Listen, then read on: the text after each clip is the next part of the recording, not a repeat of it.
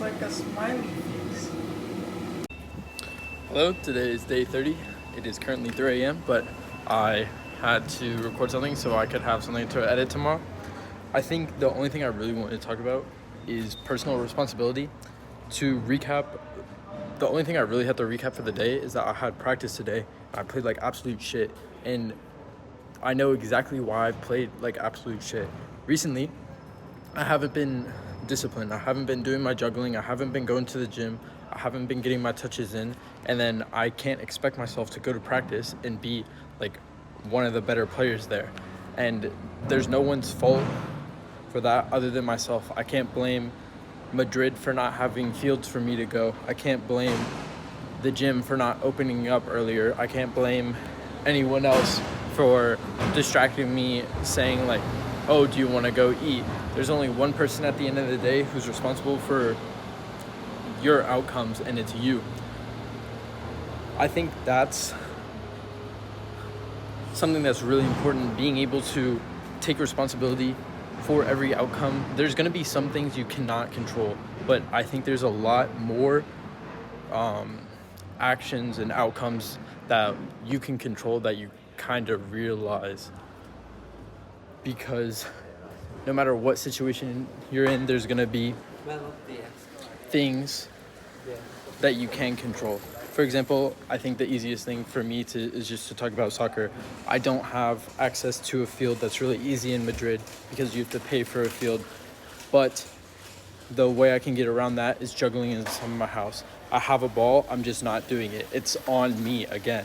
There's always things that you can think of to get around the obstacle that you're currently going through, but it's just up to you to sit down and think about how you can do that, and then on top of that, actually executing. I know that the reason I'm not performing is my fault, and my goal is to be a successful soccer player. I can't say I really want my goal to be a successful soccer player and then not do everything in my capacity to do it. It would be a disrespect to myself, to the game, and like my goals. Like I might as well like not do it at all, because I can't like live with myself just being half-assed at something. And then just like on the way home, I didn't want to like discard the pain I was feeling, so I made sure I wasn't listening to any music. Wasn't listening to any music, didn't look at my phone. I was on the train just with my thoughts. I wanted to feel the pain because I wanted to feel the experience that, damn, this really fucking sucks and I don't want to go through it again. I think it's important to internalize like losses and pains and not try to say like, oh, they didn't matter, but to like allow yourself to feel the emotion so that it kind of drives you to perform next time, either in practice or in game, so that you don't lose again. But I'm not sure if I needed to hit like, this wasn't like rock bottom, but like this was like a all-time low for how I felt I played. So just want to talk about how it's no one else's fault. I have been going out with friends. I have been watching YouTube.